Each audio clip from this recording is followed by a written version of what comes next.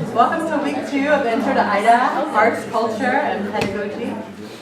I'm going to introduce our guest lecturer for this afternoon, this evening, and then he will introduce our guest artist for this evening. Okay, so Professor H. Samy Alim is the former faculty director of IDA and the program in African and African American Studies. He is a professor of anthropology and the David O. Sears Presidential Endowed Chair in the Division of Social Sciences. It's on the endowed chair at UCLA currently. He is also the founding principal investigator for the Arts and Education Project, which is what this class is based out of and supported by the CERNA Foundation. We created groundbreaking research on hip-hop pedagogy in secondary schools and around the world. And today he's going to be introducing our guest artist, Emile YX. It's so good to be here that I can talk about that for just an hour long, but I won't. But I'll say it's good to be back. It's good to be with all of you. Intro to IDA seminar. Once a member of the IDA family, always a member of the IDA family. So it's nice, really nice to be back. You all are in the right place. Okay. If you ever doubt that as you walk through campus, you have come to the right place. Okay. At IDA, we know we do art activism in the academy. Okay. Our art is connected to our activism, is connected to what we do in the academy. They are not separate and discrete, they are all together. Art is your activism, is your intellectual life, right? It's your political life, it's your social life. So it's really good that you all are here because we have a special treat today and this week for everybody. And so you see H. Samy Alim, that's me. You also see Emile YX of Black Noise, who is right there. If you just stand up and that's him right there. He's coming all the way from Cape Town, South Africa as the IDA visiting artist, and will be holding conversations and lectures and is part of the Global Hip Hop Education Symposium on November 8th, which you all are going to, right? Yes. Okay. I got plenty of nods. Okay, good. So then we just want to give you a brief introduction to these ideas of culturally sustaining pedagogy. Then I'm going to step off stage and bring Emile up to introduce the theater production and the film known as AFRICAAM, okay, which is one of the most profound and powerful hip-hop productions I have ever seen, not just here, but globally, and I've seen them all. Okay, and I say that with a straight face and an honest face. This work is revolutionary and transformative in the local context, yet touches people everywhere. Okay, so we're talking about all of these issues within the context of education.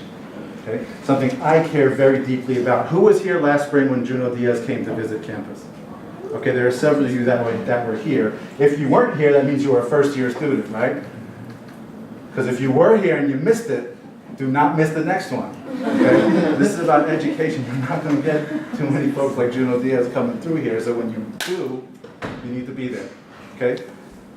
At that talk, those of you who were there, remember he said the entire purpose of our education system is to make you misunderstand yourself. No fucking bullshit. Okay? That's a quote. And I'm from Jersey, so we can say that. Right? So that's the entire purpose. If you understand the education system's purpose to make you misunderstand yourself, the kind of work that we do with culturally sustaining pedagogy, obviously, right, is to make you understand yourself, right, and to understand what's going on around you. This is the book, Culturally Sustaining Pedagogy, where these ideas are really laid out. Just came out May of this year. It's already a bestseller. Hip hop, toot your own horn. That's what you got to do in case you don't. Okay. I got the flyers in my bag. So, but the ideas that are in the book are powerful, and some of the work really draws on inspiration from what Emile's work with hip-hop education is in South Africa. And so this project, I come to education and the arts this way. I was in your seat 20 years ago. You know how bad that sounds when you say it for the first time. 20 years ago, 1997, I was an undergraduate. University of Pennsylvania, Philadelphia. I was also teaching. Philly? Philly? Yes. Yes. Okay. I got nothing for Jersey, but I'll take Philly. So I was teaching. 215. I was teaching 5th graders and 6th graders, and I walked into school with all these ideas like, oh my God, I'm gonna revolutionize this. There's gonna be hip hop education. we're going to do hip hop, we're going to do writing, we're going to do literacy, and the first thing the teacher says, you're not going to get these kids to write. Well, some of these kids can't even spell their own names. Okay? Wake up moment for me as a young educator. And Emile's had similar experiences in his context. But the important thing here is that you've heard white teachers say this. Okay?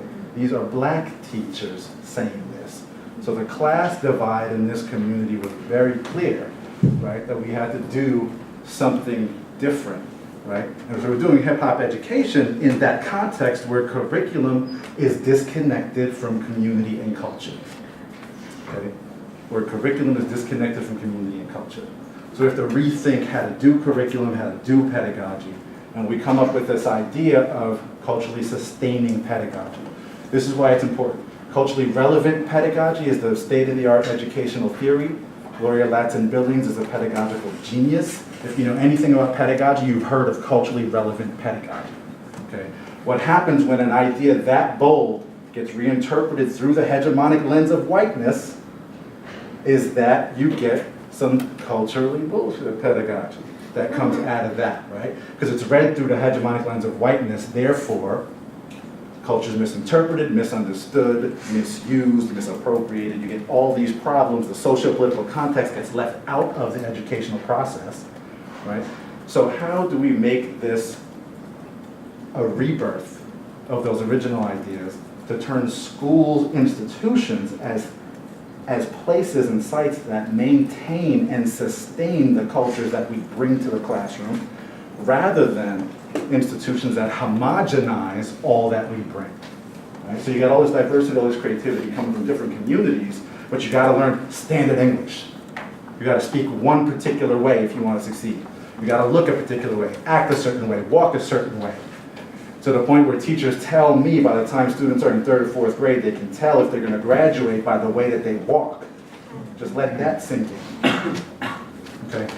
So we say I'm not your pathology, because that's where we begin the pedagogical process and theorizing. That we're not even going to entertain that BS. That's last generation. We don't do that anymore. There's no reason to entertain the white gaze. We're moving far beyond that. So the questions are, as we think about teaching, what would pedagogies look like if the white gaze and its kindred, patriarchal, cis heteronormative, English monolingual, ableist, classist, xenophobic, Judeo-Christian gazes were not the dominant ones? What would it look like if we liberated ourselves from those gazes? What kinds of things could we actually do pedagogically in terms of education? What can schooling really look like if it were to be transformative, right? So what if the goal of teaching and learning with youth of color was not ultimately to see how closely those students can mimic and perform white middle class norms, but rather to explore, honor, and extend, and sometimes problematize, right, their practices and investments? So we look at Toni Morrison's description of the white gaze to decenter whiteness and envision a world where we owed no explanations to white people about the value of our children's culture, language, and learning potential. That's the kind of world that culturally sustaining pedagogies on this cover is building. Communities of color themselves building a world that can flip that hegemonic gaze and say, what if we tossed that aside and actually lived in a space where we owed no explanation, where our movements weren't guided by that white gaze? What kind of revolutionary, transformative pedagogy can we produce at that point? Right? So clearly we reject that whole notion. This is essentially a rewording of that, right? The state of the art asks questions about how can we get these working class kids of color to speak right, be more like middle class white ones, rather than critiquing the institutions themselves, right? That frame children of color in every which way as marginal and deficient. Okay? We're reframing the focus of our critique. Emile YX is not only a legendary hip hop artist from Black Noise, has been doing this with pedagogy, art, and activism for I won't say how long, but for years, let's just say. And when me and Django got together and we're dealing with culturally sustaining pedagogies, we were thinking about, oh, we're thinking about this new shit.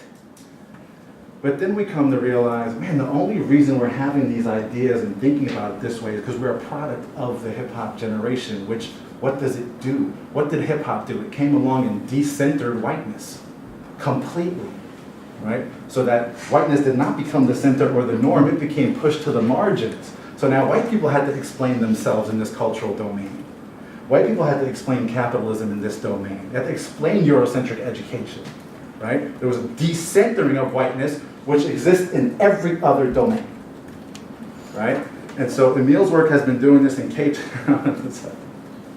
I'm being real serious, but that picture always makes me laugh. Right there. Because Emile's been doing this work in very different sites, and this is in the library, workshops with all these artists. Some of these artists that you'll see in the production has been holding conferences. The Hip Hop Endowment has been going on for how many years now? 18? 18 years. Now the largest hip hop conference, thousands of people come to it. It's another chance to educate as well. And through the hip hop production, the film which you're about to see, AFRICAAM has revolutionized the world's understanding of Afrikaans, what's known as Afrikaans, which is a language spoken in South Africa that Emile will tell you more about. Okay, so in short, just to conclude this portion, I started thinking and being like, man, the only reason I was critical of the education system was because hip hop made me critical and educated me in knowledge of self in ways that I should be thinking, right, that I wasn't getting in the institutional system, right? That's the only reason I'm able to think of CSP, so I'm asking scholars to go back and investigate these organic forms of culturally sustaining pedagogies that exist already in communities of color, not just here, but everywhere, right? So people have had to create these pedagogies to survive, essentially, the overwhelming weight of the multiple oppressions, right? People aren't just sitting there accepting this shit. They're teaching about it to their own communities, and they're doing it in different ways. So how is that done? And so, as I sit down, I want to bring up Emile YX, because as I said, I see his work with AFRICAAM and Heal the Hood and the language and race and political dynamics of Cape Town, South Africa, which, as you know, are fraught, right, as a leading example of this kind of transformative pedagogy, especially using hip hop in the world. So, Emile YX. All right. Hello. Hello. So, yeah, I've listened to Samy about hip hop, and it's hip hop that actually exposed me to black consciousness in South Africa, in the context of South Africa. And this is during apartheid. And funny enough, I don't know if you even heard about pen pal. To explain how old I am. So I don't do the, you know, when a Biggie mentions Word Up magazine?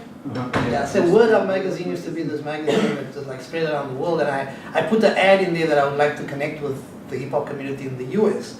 And one day I get home and there's like this bag of letters. I'm like, shit. And some people even called me like 3, 4 in the morning, not understanding. And anyway, so one of the letters is this guy from Dayton, Ohio, and he sends a photocopied version of a book called Blacked Out Through Whitewash. Before reading that, I hated reading. I was like, this shit's got nothing to do with me. I don't care about it. Because all the books I was finding in the library was all like their stuff. Like, none of that stuff was about us. And as a kid, like in school, reading was about them. And I want to read that shit. Like, why should I read that? So this book had all this information about our ancestry, and you use the term understanding.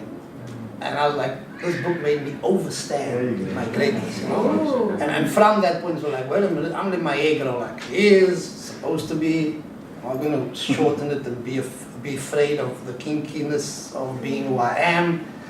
I don't care who's sitting behind you in the bicycle. With movies, sorry, that's a South African word, bicycle. And like that made me see things differently. And so I tried to implement knowledge of self into the work that I do. I put out my own albums, tour on my own, put out my own magazine, write my own books, just on my own, right? And then this woman approaches me talking about this idea. And I had no idea that this language that we speak in South Africa, we created as a Creole community, a mixed people of Cape Town, we created this language out of the need to communicate. You know, I was like, really? I thought it was the Boers. I thought it was the Afrikaners. No, even the name Afrikaner was stolen. It was the first mixed people who were born in Africa who were Afrikaners. I'm like, damn, and I'm a qualified school teacher. This is like years after I left teaching. I only found out about all of this information. And my constant search also exposed the fact that black consciousness also excludes the first people of all people on the planet. The first ones to make fire. The first ones to use implements to create things. The first ones who created pyramids for a long time before Egypt. And so black consciousness gets on board when they speak about high culture, Egypt.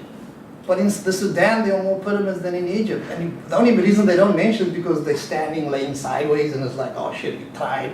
So it shows progress that Africa had this knowledge. Not aliens that built the shit, we built it. You know, this is the rich knowledge and history that is whitewashed out of our, you know, our books or our Bibles. And AFRICAAM exposed that other side to how, in my community, this is the point of departure. This is something we created that has the history of the first people contributing to creating this language. You know? And so I learned more from this and how to speak to my community where they are. You know, so it made sense to them.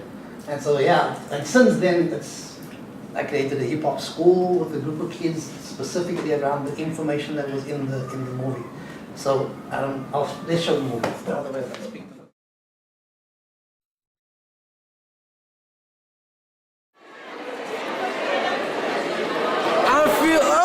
It was mind-blowing. Ik heb nooit geweten, mijn voorvaders praat je mij niet. Ik heb meer zo schaamd om te praten, dus ik praat. Ik heb meer komperen mais op mijn tafel aan de mensen. Kom Khoisan, kry terug jou land. College kom van Khoisan verstand. Kom Khoisan, kry terug jou land. College kom van Khoisan verstand. Kom Khoisan, kry terug jou land. College kom van Khoisan verstand. Kom Khoisan, kry terug jou land. College kom van Khoisan verstand.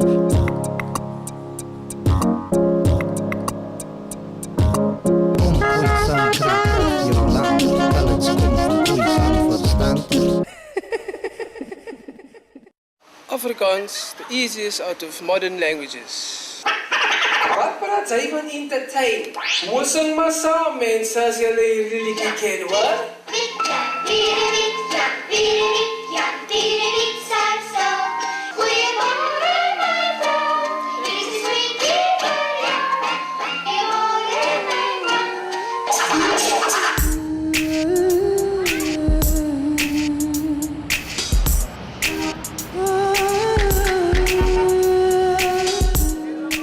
In modern South Africa, Afrikaans is generally seen as a European language. However, there's a side to this language, the Creole birth of Afrikaans, which has been suppressed and overlooked for centuries. AFRICAAM, the theatre production, was a step towards finding that history. That was our mission, and the only way to do that was to put together a killer ensemble. Zitspange is meer van 'n movement. Dit is 'n ding, hy's kwaai, hy's of hy's Blackpool, TV assistant. Sy ekte was Kalo in haar goede in. Jetro, Khoisan ekte was. Voor mense gediscover hulle is Khoi toe hy. Sy tande verloor van te sê hy's 'n Khoi. Kyle is daar so. Hardwerkend, focused en hy's nog jonk, hy's nog fris. Maar sy spirit is duisende jare oud. Emile, Dit Cape Flats te rits. ek het sy kasette gesteel aan 'n dag van mense af. Bliksemstraal. Hy weet wat hy glo. Sy generals by jou, sien sy, Shane Cooper, nog 'n hond, hy's 'n all-in-one. Arian Kegenoff, dramaturg, hy's hy mad scientist. Hoe iemand te werke kan gaan om 'n crew te assemble, soos Catherine kan vir jou daai sê. Sy het 'n nek vir daai, sy's unique. Ek like die way sy werk. The premise of the show is that we deal with the history of Afrikaans. It goes on into the 50s, where people are then not only dispossessed of their language, but they're also dispossessed of their home. And in that process, their identity is fractured. And it all gets very complex, but what I keep thinking is, how do we make this history clear to follow? The issues are all so bloody complex. The Kaap's dialect of Afrikaans is spoken mostly by the colored community in Cape Town, a people with diverse cultural heritage. Kaaps is always represented in the media as laughable and somehow lower than the official Afrikaans. As a child of two Afrikaans parents, I grew up speaking English. My parents spoke Afrikaans to each other and English to us. The history of Afrikaans wasn't passed down, and we certainly didn't learn it in school. I never thought of Afrikaans as part of my heritage, but then I was approached by Catherine to document the AFRICAAM's theatre production. Little did I know, the history I'd learnt in school was about to be rewritten.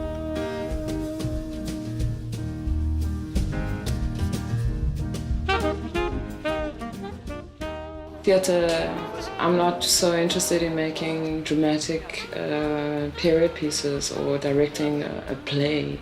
This is so different. I actually planned to go do the project in Joburg, but then I came to Cape Town because I wanted to work with Aaron. And then I started to get into the whole Afrikaans hip-hop thing, discovered Pearl, the same names kept coming up, Jits, Emile and we started to research the Creole history and tell the unknown story or the little-known story of Afrikaans. Because this is the kind of thing the newspapers and the TV and that never ever get involved in and doing, you know. And the horrible thing is that remains the territory of academics, when actually everybody should know this kind of stuff to completely understand what really happened. Die consequent is consequent, so kom Kaapse kind en compliment. Klein kind kaal kop kom klop klop 'n kak klap oom Klaas de Kaap is klaar. Consonante keren soos 'n kwas oor die kennis, kappe klip maar met kracht en kaatse kats, van strip kaal oor die keeslig. So kens in die klas, die kleptikus in die squeeze, die vast sonder kees van jou kats, koelus in jou quest en jou council knets. Communikeer kalm, kasregister kan confedereer, kan maar net vir kwaliteit. Kom maar kaffer, skree konstabel, kermend en al klant, oor die selle klonka.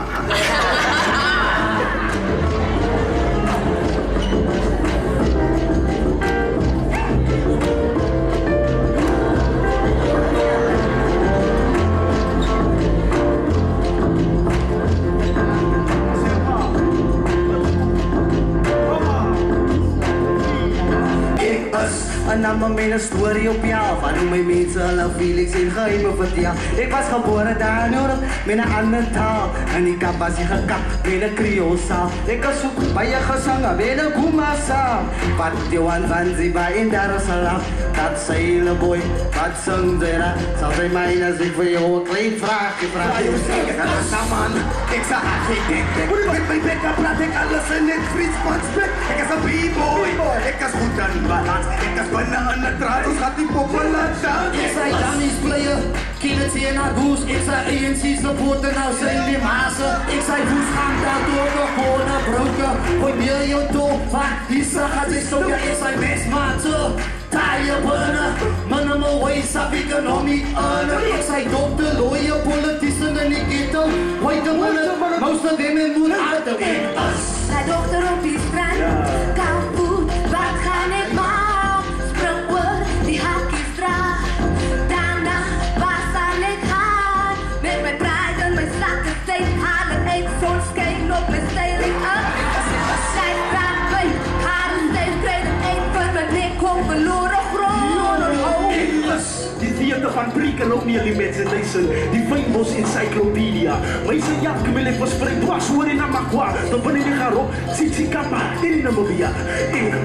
Die mens raakt en die ziet wat daarvoor vraagt. Ik zet die doppies op jouw impies, want zij gaan diep aan gabalas. Kaarten schieten klaveras, basie kies tussen blaas en stads. Taboes. We zeker, we zeker, we zeker. We zeker, we zeker, we zeker. Wat zie je ze? Wat wie is hij? Wie is ik? Wie is ik? AFRICAAMS.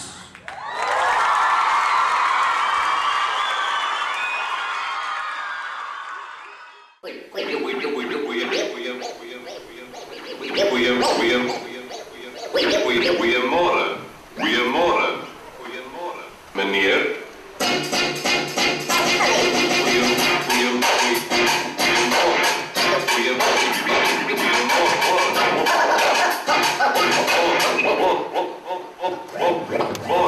wanted to understand how the language got to where it is today. To do that, we had to go back into the past, way back. As die Khoi, die San en die slawe veral nie gedwing was om Hollands of Nederlands te leer nie of te praat nie, dan sou die taal Afrikaans eintlik nie ontstaan het nie. Achimawa, Kratoa, and Doman. They're the three indigenes who, in a sense, were the first to mold this new Creole language, Afrikaans. We simply associate the development of Afrikaans as something that occurred between the white settlers and the slaves. But we need to take one step backwards. The first indigene person, in fact, who had to deal with this issue of language is Achimawa, who the white history books would refer to as Harry the Strandloper. And we're often told that Harry the Strandloper was just this beach bum. He's made out to be this ignorant fella. But in fact, here's a man who's traveled all the way to Batavia. He's brought back by the Dutch. And for about 20 years of shipping, this man serves the French, and he speaks to the French in French. He speaks to the Dutch in Dutch. He speaks to the Portuguese in Portuguese. He speaks to the English in English. So this vagabond effectively is a linguist. The story that they found this man wandering on the beach and he offered to help them with one or two things is a load of nonsense. Without him, the Dutch settlement would have struggled. He was their point man. Kratoa was brought up as a child in the household of Jan van Riebeeck, and she also was used as a facilitator, as a diplomat, as a interpreter linguist. The third is a man who went by the name of Doman. He saw the reliance of the Dutch on slaves and on Chinese labor. And when he came back to the Cape, he came back with a great understanding of the vulnerabilities of the Dutch, their weaknesses. And it was under Doman that the Khoi Wars of Resistance were led.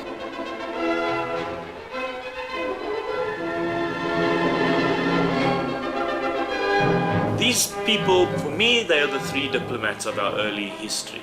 Tot ongeveer 1870 daar langs, 1870 jare, was Afrikaans altyd 'n kombuistaal, 'n hotnostaal, 'n taal wat niemand eintlik erns geneem het nie. Afrikaans was die taal van die bediendes, van die laer klasse en so voort. Nederlands was die taal van aspirasie, maar van 1875 af, in die Genootskap van Regte Afrikaners, omdat hulle die Bybel en die Christelike geloof onder ander Afrikaanssprekendes, die sogenaamde bruines, wou versprei, het hulle toe begin om Afrikaans te standaardiseer. Al die woorde wat van Maleis of Khoi of wat ook al afkomstig was, met paar uitsonderings natuurlik, daai woorde is uit die leksikon uit weggelaat. Jy sien, as jy nou na Afrikaanse woordeboek toe gaan, jy sal nie sien, jy sal sien dankie, en dan sal jy versel wat dit beteken, maar jy gaan nie sien Tramakasi is 'n sinoniem nie. Jy sien, so daai is so dinge wat moet verander. The words that I did find in the dictionary were very unexpected. I and Aina are Khoisan words, while Baiki and Baya have their roots in the Malay community, and the list goes on. These words are spoken every day and found everywhere, but their origins remain very much hidden. Ons vertel 'n groot storie, jy sien. Die content is diep, so ons voel ek het sê asof ons diep bakke water geword het, you know, en ons weet die mense is honger voor, so ons voel 'n bietjie swaar at the moment. So kind of, ons dra mekaar se struggles deur die proses, en dat is vir my baie belangrik. Stel is qua stil saam.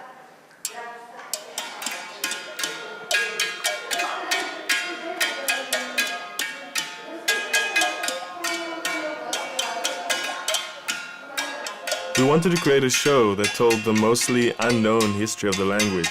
We didn't have a script, but rather lots of questions and ideas which we brought to the workshop, along with a whole lot of history.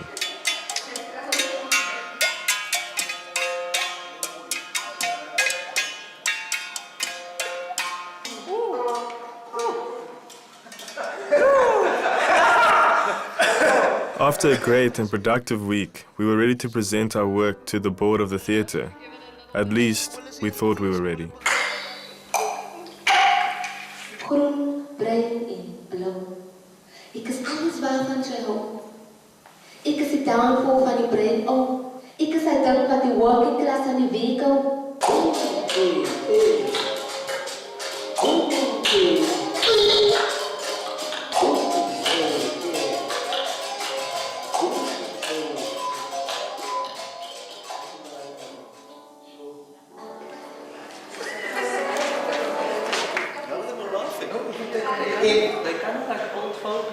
No, not at all. I mean, it's a work in progress for us. Yeah. So what did you want us to jump up and say? Fabulous! That would be nice. Then you could have come back. No, I think it's not the right word, but we're like mainstreaming it, almost. Do you know what I mean? So Laura, what did you really think Of what? of what you just saw? Isn't this work in progress? What am I supposed to say? No, but It's exciting. I want to hear what you really think. Let yourself go. Listen up. I don't think we should get stressed about it. But actually, we were worried. Something was missing. We just didn't know what it was yet.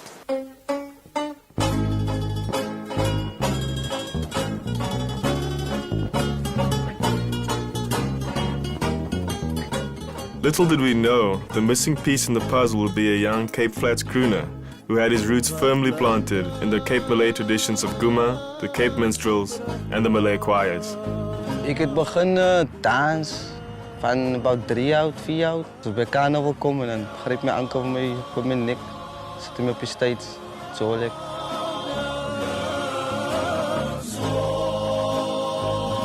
Ik heb voorgelopen op Tramaïtse, voor die klopse, voor about 5 jaar. Ook van hier 7, 8 jaar oud af.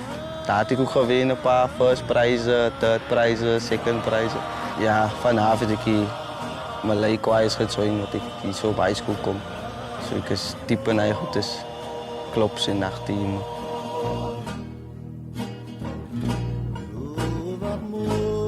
Ik heb die opgegroeid, kwaai action niet gezien. En die was een smokkeljaar geweest. En dan zie je elke aan 2 o'clock, 3 o'clock, dan kan ze weer een kopje thee gaan maken. Ik zit weer op je stoep, dan weet je, kon uit, alles lekker gezuip. Maar het is wel lekker spa en zo. Op zijn phone met mijn vrienden. Praten, wat maak ze? Nee, ik zie. Drink een koffie bij mij. Wat kan? Nee, als weet het is uit, het is 2 o'clock. Die ook kan dus weer action eruit. Stikken uit, als het dus allemaal in de rij. 4, 5 praten, man. Met een kopje koffie, alle bak kleis, laat elkaar af, doe het hier. Ik zit in een koffie. Dus kijk maar.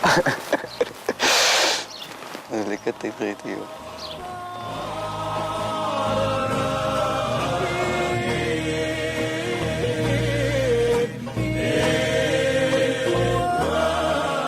Ik was moest een documentary dingen van Lloyd, wat Silverface. En toen zien Catherine van mij aan. Maar toen zij klaar voor het zetten voor Blackpool en voor Kyle on board. Maar toen zien ze voor mij daar op en toen vond zij voor mij. En toen vond hij voor Lloyd en Lloyd vond voor mij. En zei Catherine gaat voor mij phone en toen vond Catherine voor mij. Vanaf meeting en whatever. Right. Zij any move, zei ja, right, vast, kwaai. Any move. My very first impression of Munir was a bit strange. Didn't really look at me. I thought he's a very serious guy.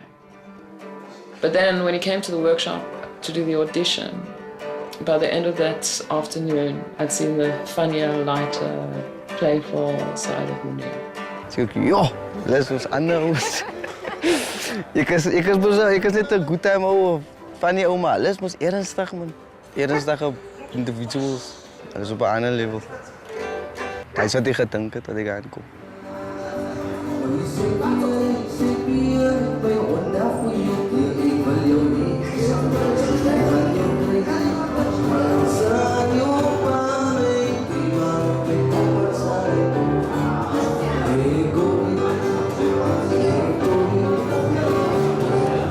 People are singing in the corridors.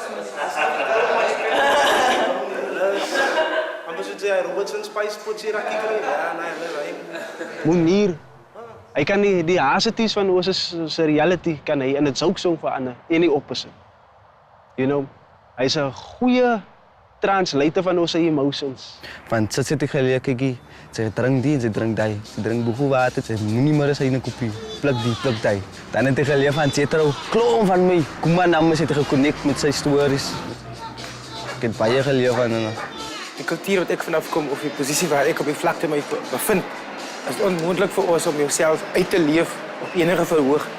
Nou Afrikaans het hy tekkie vir my geskep, my styl van die taal meer werk is different van die ander karakters en ek dink ek is bly dat ek nou kan op my uitspreek veral saam met die ander generasies wat ons hier bly het, you know. Hy bring vir ons die tradisionele idee van waarvan ons kom, maak dit meer duidelik vir ons van onze geskiedenis. Ik meen, het is niet reg dat ons die elders voor ons guide. Die is een moze pot wat ons nou hier eet op die vuur. En die pot heeft een klomp soorten kos in. So ons allemaal gaat eten uit die één pot uit. En ons is hier om te deel met die hele nasie. Om te eten uit die pot uit. Om ook hy type variant van my expression buiten kan sit, maak het nogal vir my volledig vol. Ons het baie space like freedom of personal expression. We do our own writing and all the pieces what ons perform, skryf ourselves. Once that selection of material has been made, finding a way to weave it all together to tell a story.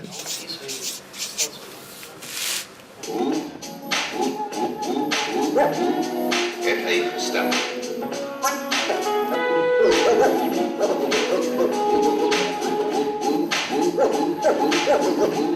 Het heeft gestemd.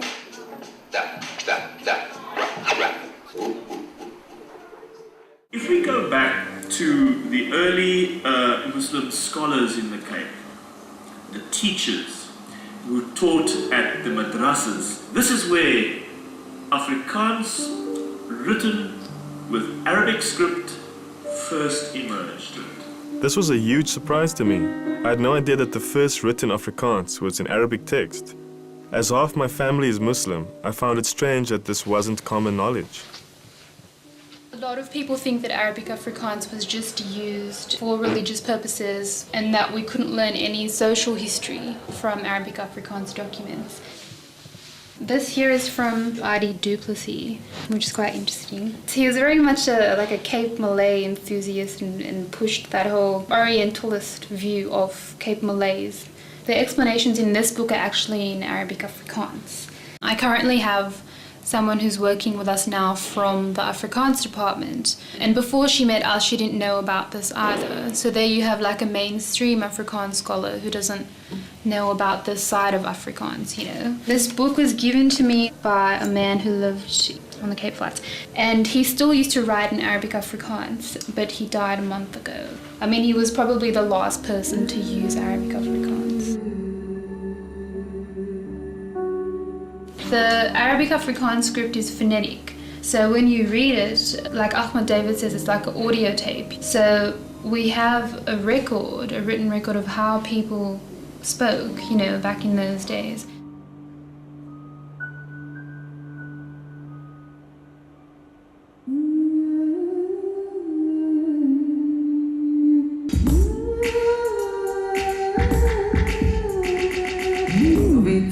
Back in the day het je oma's en opa's zwaar gekregen. Een baklee, elkaar gestreden op de ene van die dagen die vandaag bekreeg.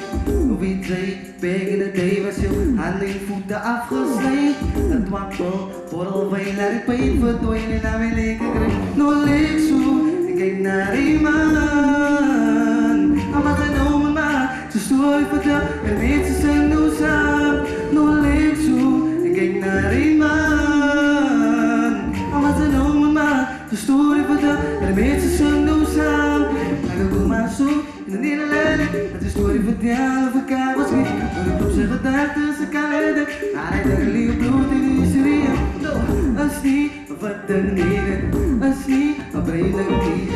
Als niet, zwart dan niet. Om van een mixed community. Als hij is er even. Zo'n kabel van een brand, wat zoekt naar een breed. Veel van een breed. Wat smaakt voor de top. Verkoopt ze lang voor de twak met een kop. Nou ik zo, en kijk naar die man. Hij maakt een noemen naast. Dat is een story vertel. Hey mensen samen.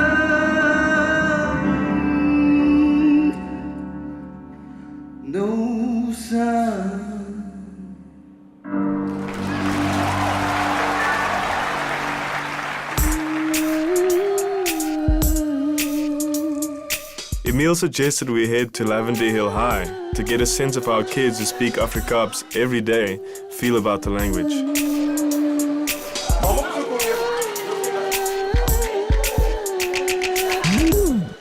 Zodra die klokkie lui, dan praat hulle in Afrikaans as wat in die boeke is. Ne? Wat is die maklikste om te praat? Die Afrikaans wat in die boeke is of die Afrikaans wat hulle, die Afrikaans wat hulle praat? Afrikaans, Afrikaans. Afrikaans praat. Hoe sal julle voel as dit Afrikaans like 'n legal taal is man of 'n official taal is, jou taal wat jy praat by die huis? Sy kry dit in 'n teksboek miskien. Ja, ek sal Afrikaans soos raak.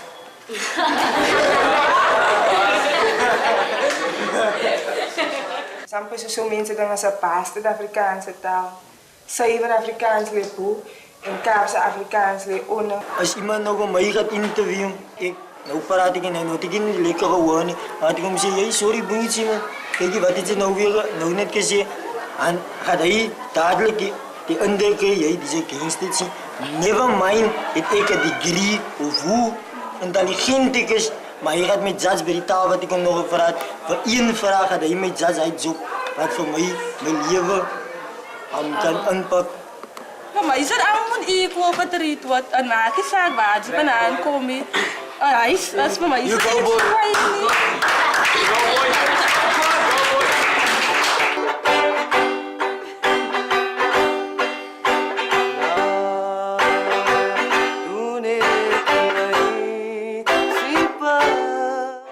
Guma music is often misunderstood as joke music.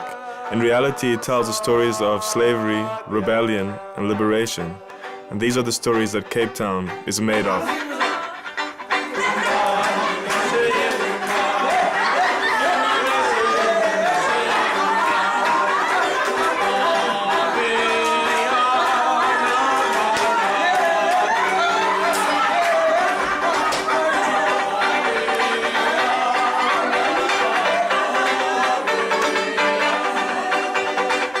It was very inspiring to see that Guma hadn't died in Cape Town. We thought we would teach these kids a thing or two, but we were the ones who had learnt a great deal.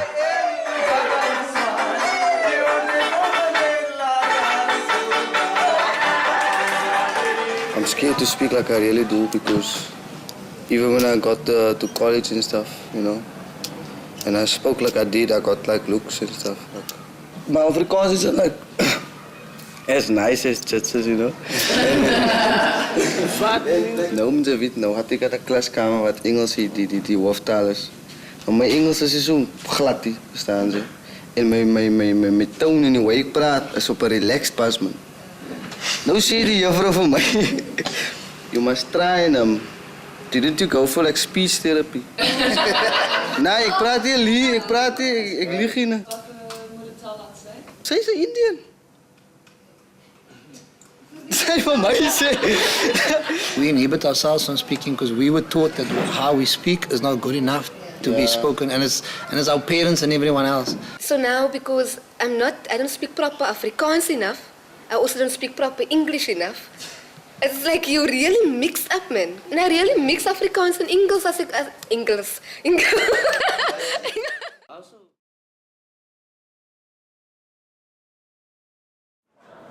So we have Emile here for all of the questions about the context, the racial questions, the linguistic questions, the historical questions, the colonial questions, everything he just loves to talk about. Yeah.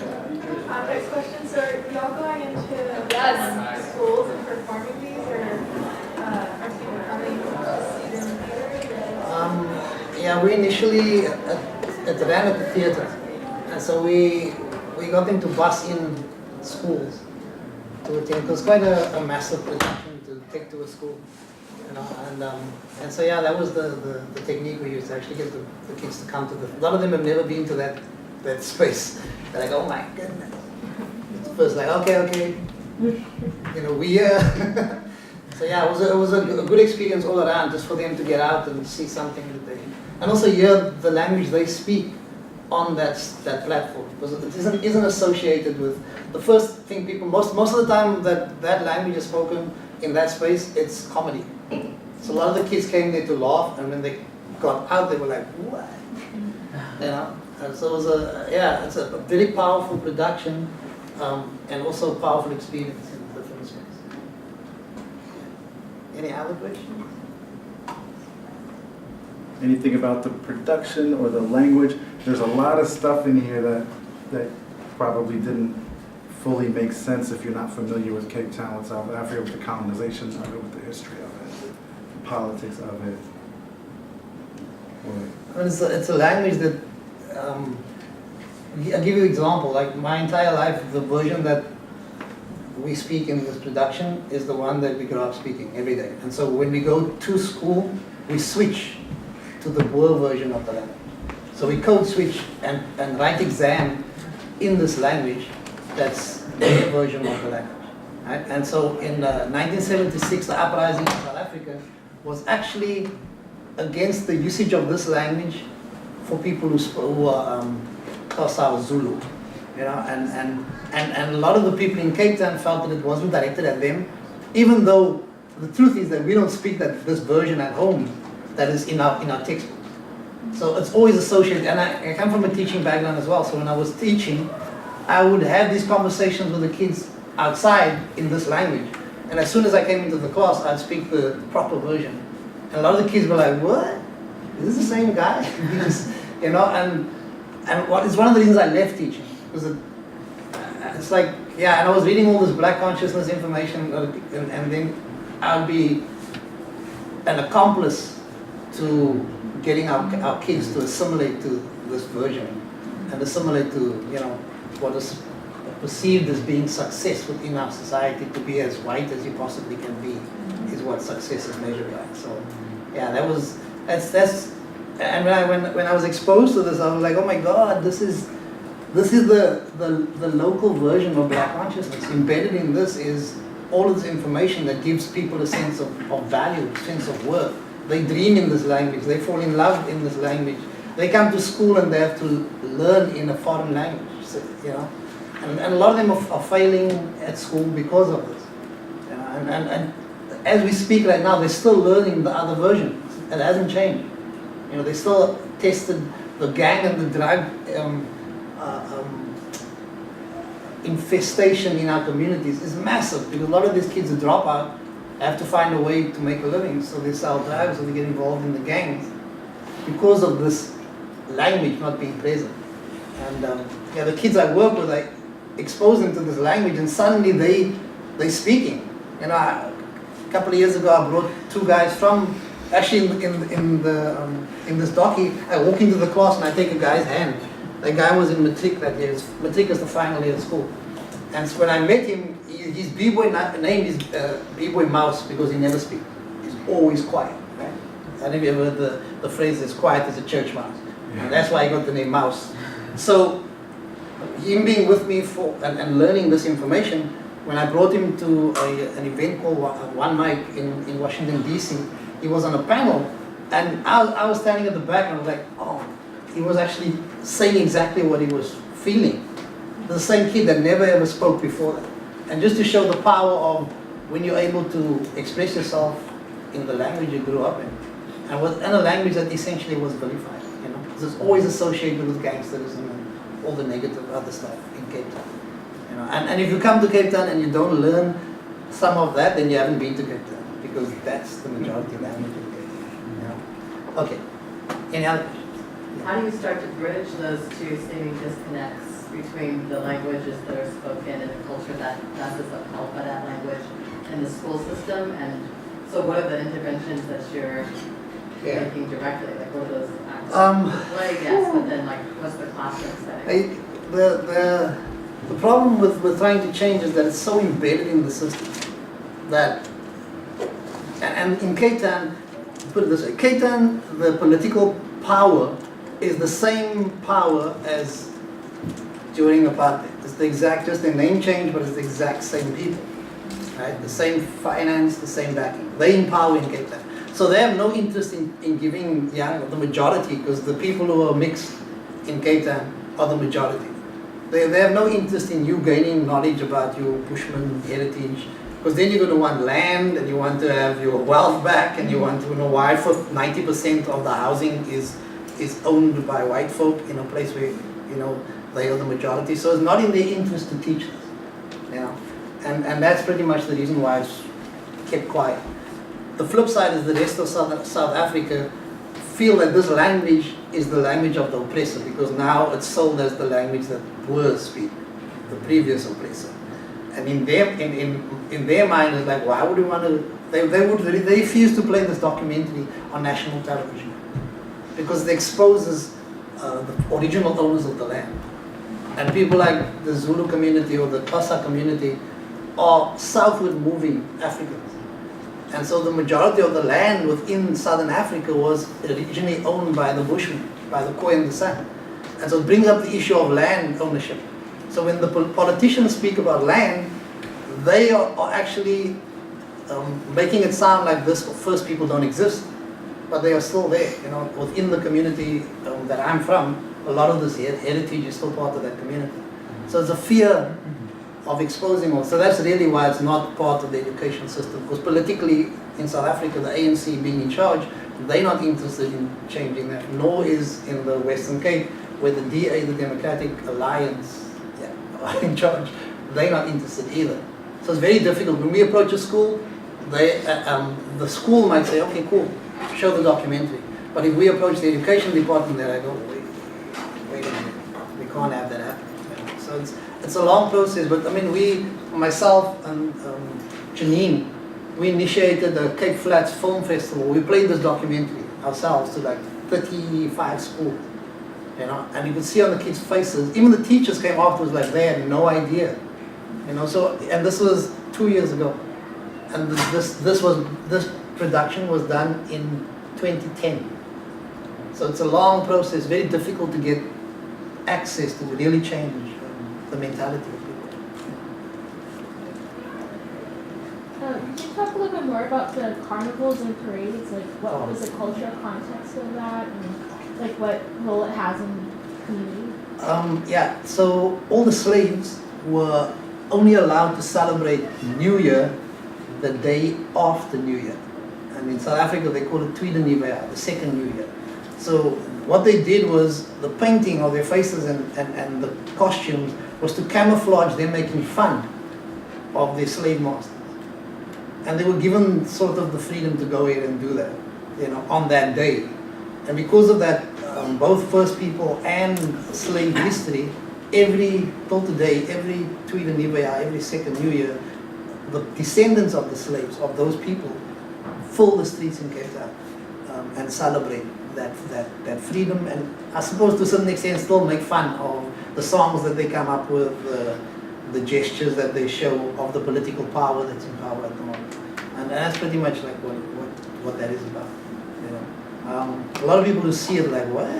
Because there's parallels between the minstrel era in the US, the blackface thing, there's parallels, and a lot of there was even some of the history that one of the Confederate American ships actually traveled along the coast, or there was the story of them. It didn't even really happen, but that they would come, and people were like, "Oh damn, these like slave owners and are going to also appear on our coast." And the word spread, and you saw the American flag, and the community that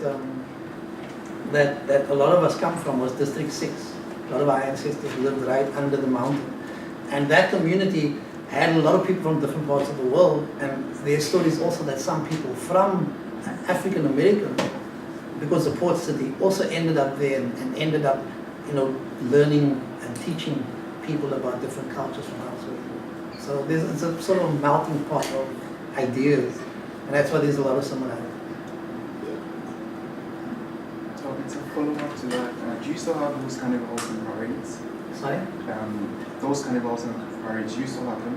Yeah, it's...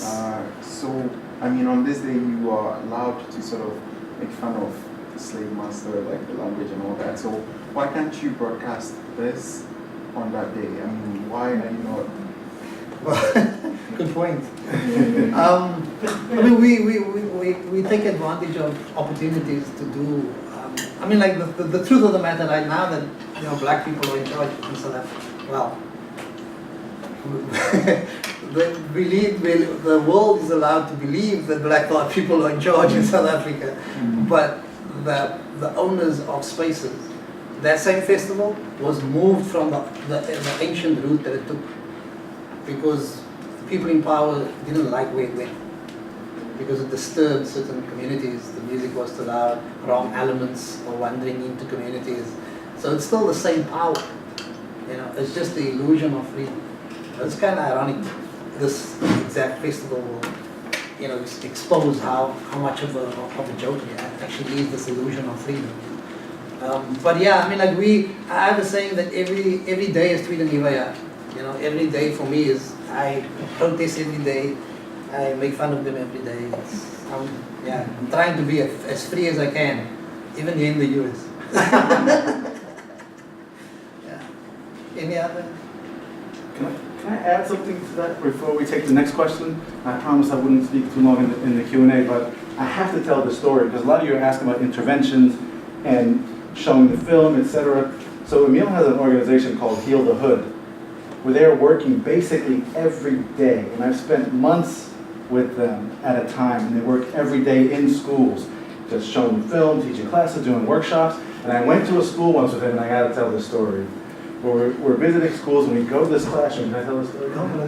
So we get into this classroom, and Emile's going to do his thing, right? There's a school that's let him in.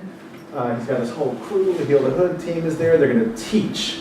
So they've been given access to teach for a classroom. When I walk in, the front door is here, and I get in, and the students are sitting, and the teacher is sitting there, and on the board, it's exactly like this, actually. The board is right here. And I look at it, and I'm seeing what's on the board, like, oh, you know, what are they teaching, you know? And as I say it, I'm like, my heart is kind of beating fast because they're trying to teach about colonialism and colonization, okay, and how Europeans colonized South Africa, essentially, and why. So it says the 7 reasons for colonization. 1, the Europeans had sufficient capital to take advantage of business opportunities when they saw them, period. 2, the Europeans so believed in Christianity that they sought to spread it throughout the rest of the world. 3, if you look at other people at that time, the Europeans were positioned geographically as such that they could blah, blah, blah. 4, it was transactional, it was matter of fact, it was as if, well, what else were they going to do besides colonize, destroy, rape, pillage, genocide, and take Africa as their own? Right? It was written matter of fact, and this is in South Africa. So I turned to Tanswell, Emile's brother, who was part of the crew. I turned and said, look at that. Hey, look, just look. And he turns and he looks and he goes, well, yeah, this is what we're taught. Like, why do you think we're here? Why do you think we're spending day and night trying to teach about this? The reason why I bring this up is because when we talk about hip-hop culture, art, language, all of that, as the film showed, and as Emile just said, and I wanted to say this because he said language is tied to land. Okay? So for those of you who are into critiquing settler colonialism, right, who are thinking about indigenous studies and Native American studies, right, not just the African American experience here in the United States, but indigenous studies, right, we know that link between language, culture, and land, and in this case, the more Emile and AFRICAAM teach about the language, the more it becomes evident who the land belongs to.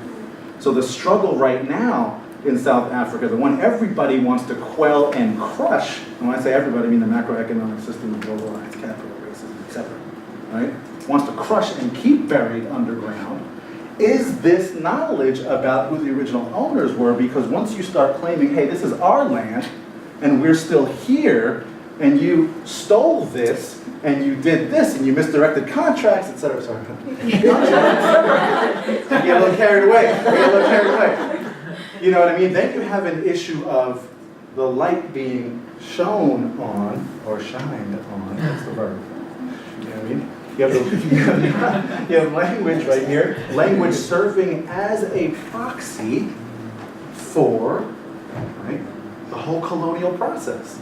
The whole subjugation of an entire continent, right? And so in this case, I cannot emphasize how important the work is that Emile and his organizations do through hip-hop culture. So the rest of the class session was about Emile's showing his is videos that are about the uprisings during apartheid, that are teaching about the year 1652. No, 1652 and the war originally before that. Oh yeah, the 1510, right? Which is stuff they don't even teach in history. So South African history begins with colonization in 1652, yet there was all these historical moments and uprisings that they don't teach about. So that's to say that hip hop and language become the entry point from which to challenge and destabilize the entire colonial system that exists up until today in the name of democracy. Like, eat that just for a second, right? Okay. I have to say that, man, because the work that you're doing is, I'm gonna get his ass in trouble right now, but it's true. When you say language is connected to land, people don't necessarily understand how deep that is. Like, for example, the mountain in Cape Town, everyone knows the Table Mountain. Right? Its original name is Hurikwahu, the image that rose out of the sea. And its name is so old that it speaks of a time when that mountain was an island. And so slowly the water recedes and people are seeing this mountain. And I don't know if you can wrap your head around how long ago that is. But when I first heard that and one of the elders telling me what the name means, I was like, oh, damn, you know? And then they say that the original name for Cape Town is Tuikaip, which means the place where the clouds gather. And I was like, oh, that makes perfect sense. It's always cloudy in Cape Town, right? It seems like all clouds are gathering right there. And sounds that are left out, for example, of isiXhosa. If you know the song of Mary Makeba, she sings a song with just clicks. It's called the click song. And all that clicks is associated with people who teta isiXhosa. And the name Xhosa has a click in it. And ironically, this group of people were named by the Bushmen. They were South moving Nguni speakers from Central Africa. And they interacted so well with the Bushmen, and there was no violent interaction to the point where the name actually means angry looking man, because they were upset because the Bushmen are hunters and they are farmers, they are herders. So Bushman sees a cow, they're like, oh man, let's eat. Right? And they bump into each other, yo, what you doing? Like, and I explain this to the kids at school because there are Xhosa kids and they're like, whoa, really? We were angry? That's how our name came about? And when you explain how it happened, they're like, oh my.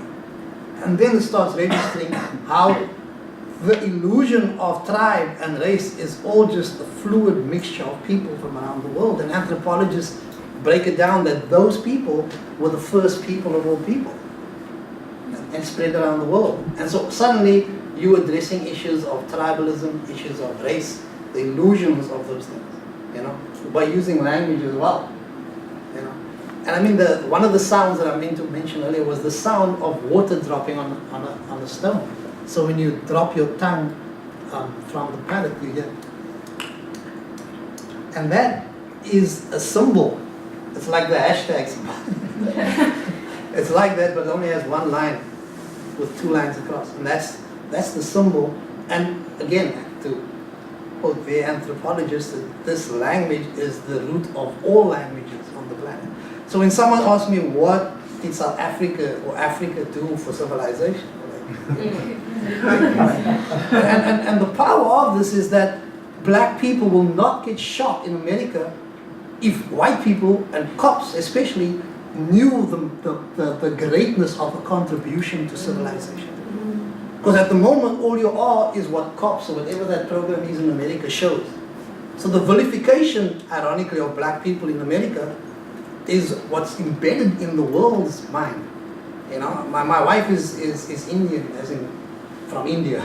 Yeah? And when I first went to meet her, her family, they were upset that I had kinky hair. They were upset that I was black. Like, how, you know, are you really black? How black are you? What percentage black are you? I was like, damn. I'm like, you black too? Don't you know that? Came from us? They're like, no, but now. You understand like how deep that hurt is within people who were taught that black people are nothing. Black people did nothing for civilization. Because the information you're learning is not from that perspective. It doesn't want to teach that. contribution, you know. And so, like saying all of this, again going back to language and going back to land and like the contributions that these people made. Like me learning this, like changed my entire view from black consciousness, because black consciousness a lot of the time only speaks about high black consciousness and dismisses where we all originally come from and all of the contribution till we got to a point of high culture, high civilization, you know, and then the pulling out of the information, like, you know, and a lot of people will dispute this, but the fact that, so I show my wife Buddha, I'm like, tell me that isn't the black dude. He's got peppercorn, like, on his head, like, that is, our sisters wear that in the townships. Tell me Buddha isn't a black dude with knowledge that is so amazing that you think he's a god. Tell me Krishna isn't a black, he's blue. He's so black, he's blue. Tell me Krishna isn't a person of African descent. And you fear blackness? Do you understand what I mean? And this is all the information that is removed from what is shared with the world. So people have a sense of fear of someone who is from Africa. When the irony is they're cool with the fact that Africans are the coolest. African America is the standard for coolness all over the planet. Mm-hmm. I can't fathom that. Like, oh, Michael Jordan, oh my God, Chris Rock, oh my God, Dave Chappelle, and then like at the same time, you got this other like idea. The human beings are so incredibly complex. At least complex is one word for it. That you can manage to love the culture and hate the people that create it. That's some crazy. That's some craziness. Do people understand the local arrangement of racial politics and groups in Cape Town now? Because I think that's important, because what Emile was talking about with the click sounds, okay, tells a really interesting story historically, because, man, the history of the civilization is embedded through the linguistics of it, which is really deep, right? But then historically, I mean, in the contemporary context, we talk a lot about language and blackness and colonization, blackness and Europeans, but there are multiple forms of blacknesses, so to speak, and I think the click sound is something that also plays into your attempts to explain the sort of racial situation and racial context and the tensions within South Africa that are not, I mean, I'm not talking white racial tensions, I'm talking between people of color. That's a question Americans often have, so in case no one... People are like, how can you call yourself colored? Yeah, can we explain the clip, how you teach with the contemporary? The usage of that and explaining that is that there's a tension in Cape Town between people who are labeled as colored or mixed race, and people during apartheid, and still till today, and people who are Xhosa and people who are Zulu and the rest of the tribes in South Africa. And so the tension is emphasized by capitalism, because certain groups are now in power, so the money flows in a certain direction, and others are excluded because you're not quite black enough. You know, you had a little bit of advantage during white rule. Wait a minute, you got to wait your turn. So there's this tension, and especially in Cape Town, because the majority of the people are mixed in Cape Town, are mixed. So and labeled as colored. And so even though most people don't, they're like, some people will say like, I'm labeled as so-called colored, and like lack of a better word to explain it, because as soon as they say I'm black, they'll be like, whoa, yeah. You what? Because the black community are in a situation where they are receiving economics, they're receiving kickbacks from the real regime in charge, capitalism. And so it's cool to play the game in this way at the moment. So when you go for work, you fill in a form, you have to say, you know, whether you're colored, you're Indian, whether and you can't leave the form blank, or you immediately they'll just like scrap your application. You know, so that's the reality within, because the terminology is essentially apartheid racist terminology that's used in South Africa. You know, and so this is when I'm explaining how there's tension, and our idea is using language to try and diffuse the tension and show that there are more similarities and more commonalities amongst the mass of the people than there are differences, because the differences are always played up. So that's why they have that song that you heard them, it was entirely clicks, or right? You heard them in a circle entirely doing that. It was to emphasize that when you have a language like Isikosa, which is raced as a black language and even described as an African language, right? An African language, right? That you can trace the click sounds to Khoisan indigenous languages originally, right? And what Emile does is use that performance technique to draw connections across so-called separate groups, right? That the apartheid regime sliced up and said, you're this, you're that. Artistically, creatively using the click sound to draw those connections so that people understand themselves as part of one group. Yes, okay. I mean, in the Afrikaans or Kaaps language, there aren't any clicks. So those guys are messing with the K's and creating some. So what would normally sound kom Khoisan, kry terug jou land, we go kom Khoisan, kry terug jou land, by emphasizing the K's as a click. And so people listening initially like, whoa, oh, is that what you're saying? So messing around with sounds and with clicks to get people to click.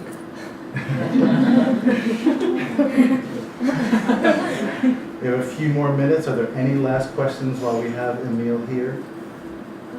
About race, language? I just have a quick question as to how I could watch the rest of the documentary. We will have copies available. Yeah.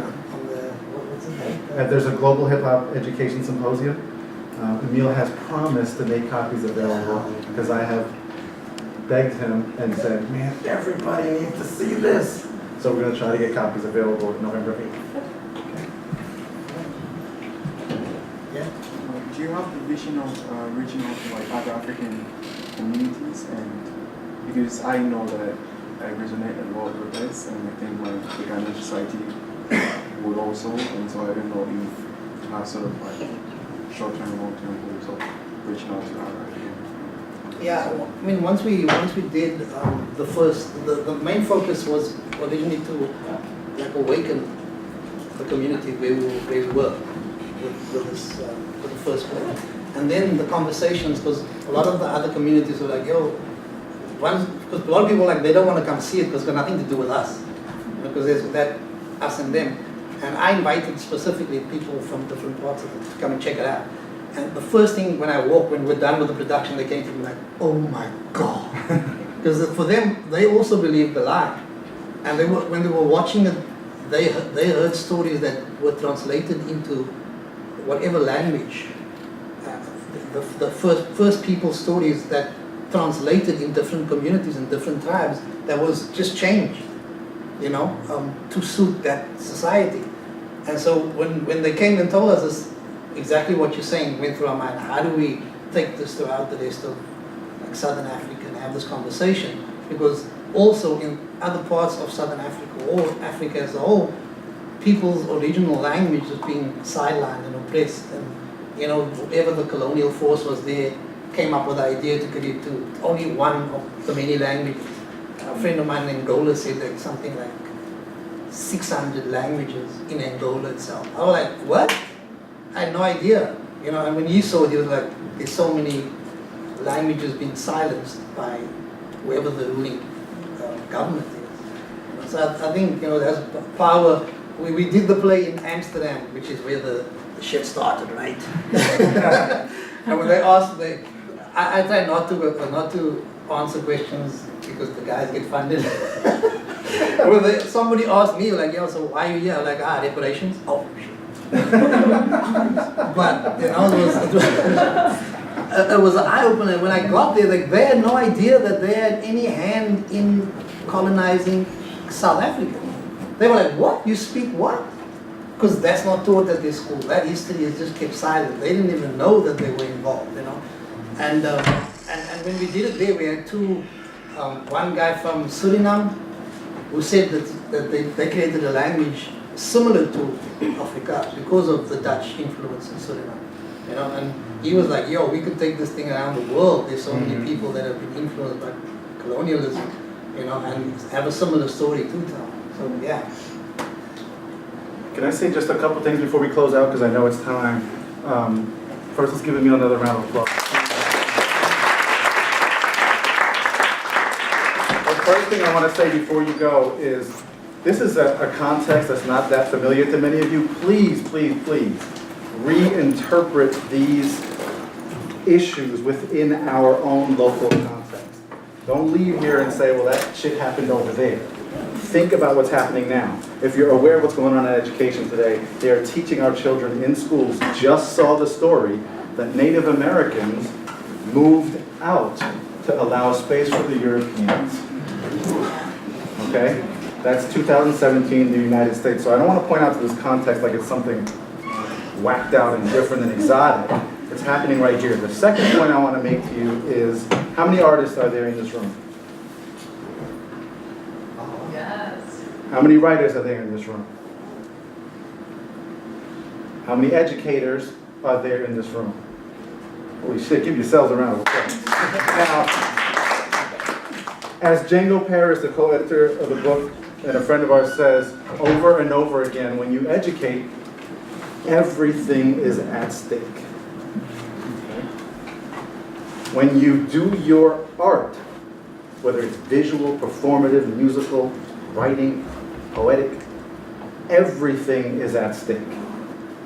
Okay? So when we're here and we're having fun and we're creative and we're entertaining, every damn thing is at stake.